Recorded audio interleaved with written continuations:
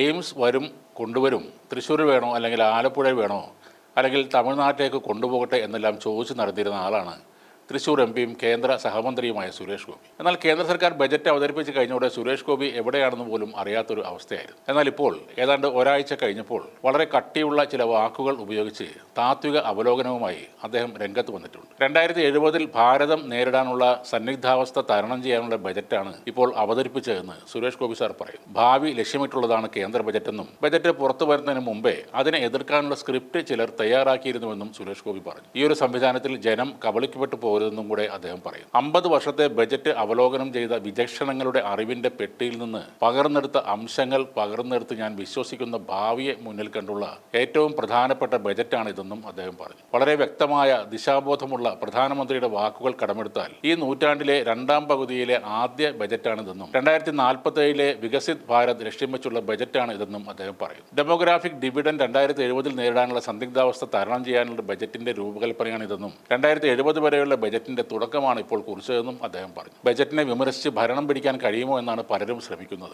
ഇതിന് വോട്ടിങ്ങിലൂടെ കേരള സമൂഹം മറുപടി നൽകണമെന്നും സുരേഷ് ഗോപി പറഞ്ഞു. അതേസമയം കേന്ദ്ര ബജറ്റിൽ കേരളം പാടെ അവഗണിക്കപ്പെട്ടെന്ന വിമർശനത്തെക്കുറിച്ച് അദ്ദേഹം ഒന്നും പറഞ്ഞുമില്ല. നേരത്തെ ഡൽഹിയിൽ കേന്ദ്ര ബജറ്റിലെ കേരളത്തോടുള്ള അവഗണനയെക്കുറിച്ചുള്ള മാധ്യമങ്ങളിലെ ചോദ്യങ്ങളോടും സുരേഷ് ഗോപി പ്രതികരിച്ചിരുന്നില്ല. കേരളത്തിൽ എയിംസ് വരുമെന്ന് പല വേദികളിലും ആവർത്തിച്ചു പറഞ്ഞ ആളായിരുന്നു സുരേഷ് ഗോപി. എന്നാൽ ആ പ്രഖ്യാപനം ഇത്തവണത്തെ ബജറ്റിൽ ഉണ്ടായില്ല. എയിംസ് തൃശ്ശൂരോ ആലപ്പുഴയിലോ തിരുവനന്തപുരത്തോ വരുമെന്നും കേരളം ഭൂമി നൽകിയില്ലെങ്കിൽ പൊള്ളാച്ചിയിലേക്ക് പോകുമെന്നുമെല്ലാം അദ്ദേഹം നേരത്തെ പറഞ്ഞിരുന്നു. അയൽ സംസ്ഥാനമായ തമിഴ്നാടിന് 2 അതിവേഗ റെയിൽ ഇടനാഴികൾ പ്രഖ്യാപിച്ചപ്പോഴാണ് സജീവ ചർച്ചകൾ ഉയർന്നു വന്ന കേരളത്തെ പൂർണ്ണമായും തടഞ്ഞത്. അപൂർവ ധാതുക്കൾക്കായി പ്രഖ്യാപിക്കപ്പെട്ട കോറിഡോറിൽ ഉൾപ്പെടുത്തിയെന്നതാണ് കേരളത്തെ സംബന്ധിച്ചുണ്ടായ ഏറ്റവും പ്രധാനപ്പെട്ട പ്രഖ്യാപനം. കേരളം, തമിഴ്നാട്, ഒഡീഷ, ആന്ധ്രാപ്രദേശ് എന്നീ സംസ്ഥാനങ്ങൾ ഉൾപ്പെടുന്ന അപൂർവ ധാതുക്കളുടെ കോറിഡോറാണ് പ്രഖ്യാപിച്ചത്. ധാതുഖനനം, ഗവേഷണം, ഉൽപ്പാദനം എന്നിവ ലക്ഷ്യമിട്ടാണ് ഇടനാഴി പ്രഖ്യാപിച്ചത്. ധാതു സമ്പന്നമായ സംസ്ഥാനങ്ങൾക്ക് സഹായവും പ്രഖ്യാപിച്ചിട്ടുണ്ട്. അതിനു പുറമെ കടലാമ പരിചരണത്തിന് കേരളത്തിലും കർണാടകയിലും പ്രത്യേക കേന്ദ്രം സ്ഥാപിക്കുമെന്നും ബജറ്റിൽ പ്രഖ്യാപനമുണ്ടായിരുന്നു. അങ്ങനെ കടലാമ സംരക്ഷണം മാത്രം കിട്ടിയ ഈ കേന്ദ്ര ബജറ്റിന് പിന്നാലെ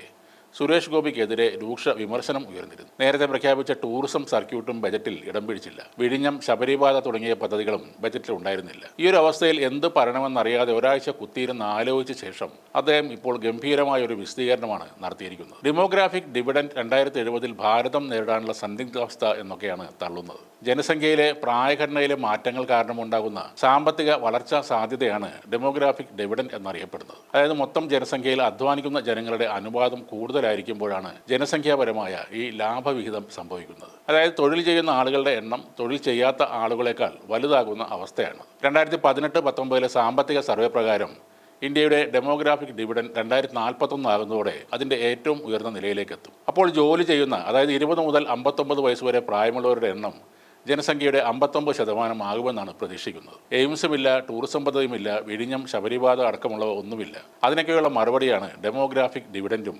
സന്നിഗ്ധാവസ്ഥയും വിചക്ഷണരുടെ അറിവിൻ്റെ പെട്ടിയും അതിൽ നിന്നും പകർന്ന അംശങ്ങളും.